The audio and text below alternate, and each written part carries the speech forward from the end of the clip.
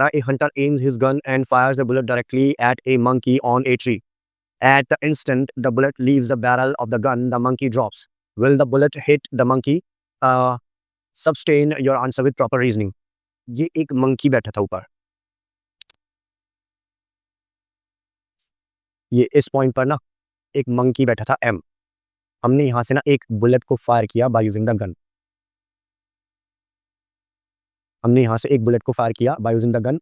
हमने इस तरफ एम किया मंकी की तरफ. ठीक है, तो हमने एक बुलेट फायर की, हमने यहाँ पर इस बुलेट से मंकी की तरफ एम किया. तो ये पॉइंट ओरिजिन, इसे ओ ले लेते हैं. ठीक है, अब देखिए क्वेश्चन राइज होता है कि क्या ये बुलेट सीधी जाएगी, जैसे हमने एम किया था ऐसी जाएगी, इसी डायरेक्शन में जाएगी? तो आंसर है नहीं. क्यों? क्योंकि इस बुलेट पर जी नीचे की तरफ काम कर रहा है ना.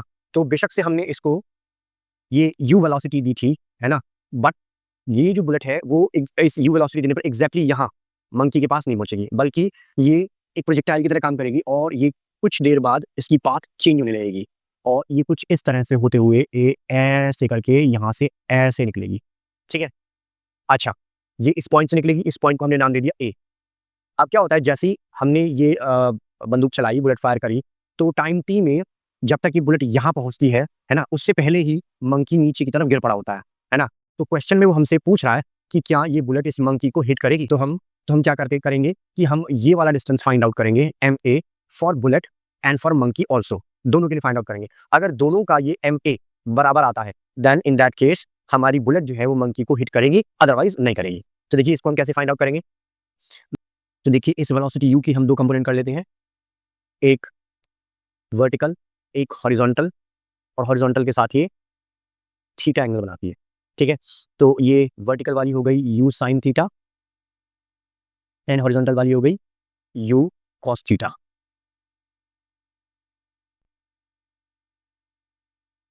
अब देखिए इस बुलेट को इस पॉइंट ओ से ए तक पहुंचने में कुछ टाइम लगा होगा, है ना, तो उस टाइम को हम टी मान लेते हैं.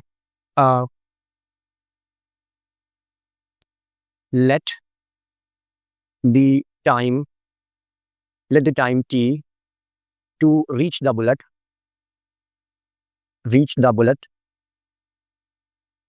from O to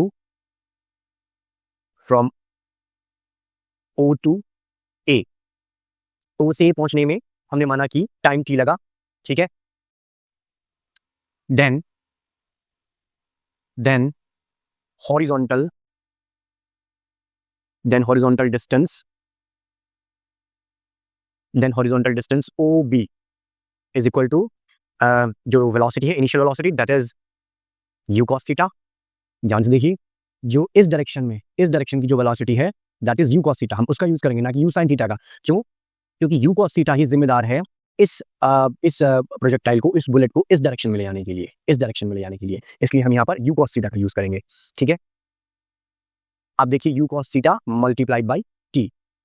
ठीक है, और हमने इस डिस्टेंस को ओबी को ले लिया, लेट्स से एक्स. ठीक है, तो हम इसको लिख देते हैं x is equal to u cos theta multiplied by t. Then t की वैल्यू आ गई, t is equal to x upon u cos theta. अब देखिए हम ए बी डिस्टेंस की बात करते हैं, ये ए बी डिस्टेंस. तो ए बी डिस्टेंस कैसे कवर कर रही है? ए बी डिस्टेंस वो यू साइन थीटा के थ्रू कवर कर रही है ना, ये वाली वेलोसिटी जो वर्टिकल वेलोसिटी, इसके through A B distance cover हो रहा है. ठीक है, तो जो यू साइन थीटा है वो कैसी वेलोसिटी है? वो एक्सेलरेटेड वेलोसिटी है ना. U cos theta uniform velocity थी. ठीक है, ये u sine theta accelerated velocity. तो हम यहाँ पर ए बी डिस्टेंस को फाइंड आउट करने के लिए यूज करेंगे y is equal to u t plus half a t square.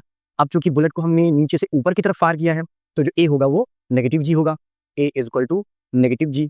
ठीक है, तो distance A B is equal to u की जगह u sine theta, that is the initial velocity, into t plus half minus half g t square. ठीक है, अब हम क्या करते हैं, इसमें हम इस टी की वैल्यू पुट कर देते हैं. देखिए यू साइन थीटा और टी की value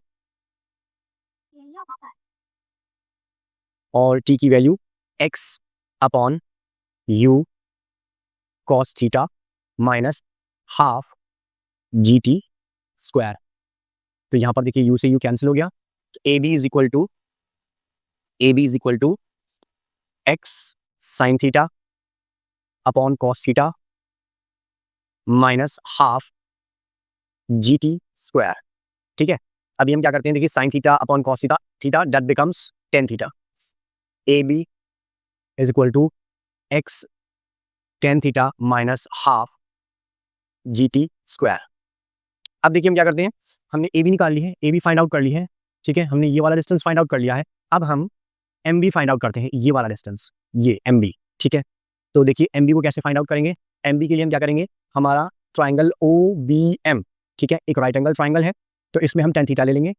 in right angle triangle OBM taking tan theta, तो हमने जब यहाँ पर टेन थीटा लिया तो tan theta will be MB upon x, then MB is equal to x tan theta. ठीक है, तो अब देखिए फिर से एक बार इस डायग्राम पर नजर डालते हैं। देखिए अगर हम MB में से, अगर हम यहाँ MB में से AB को माइनस कर देंगे, देन हमारा MA निकल आएगा। ठीक है, so MA is equal to MB minus AB। MA is equal to MB minus AB।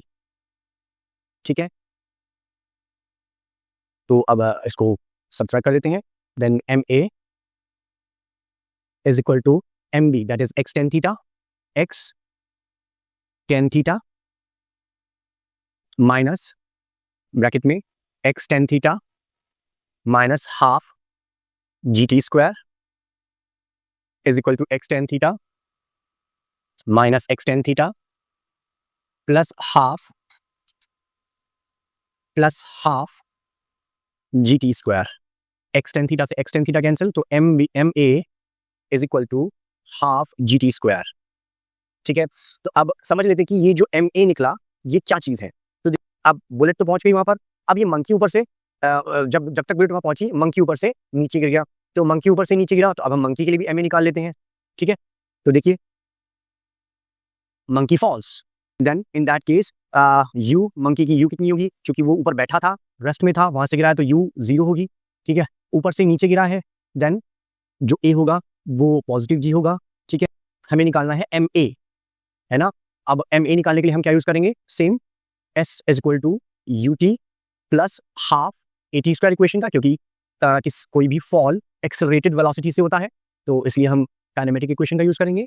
That means S की जगह आ गया MA is equal to U की value 0 into T plus half G की वैल्यू A की value G T square. तो अब देखिए यहाँ पर MA is equal to half GT square, तो यहां से देखिए MA is equal to half GT square.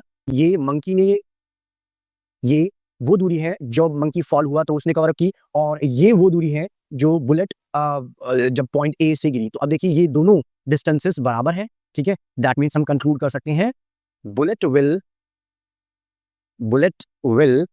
Hit the monkey. अगर आपको ये क्वेश्चन समझ में आया हो तो मेरे वीडियो को लाइक करें, शेयर करें एंड मेरे चैनल को सब्सक्राइब करें। Thank you for watching.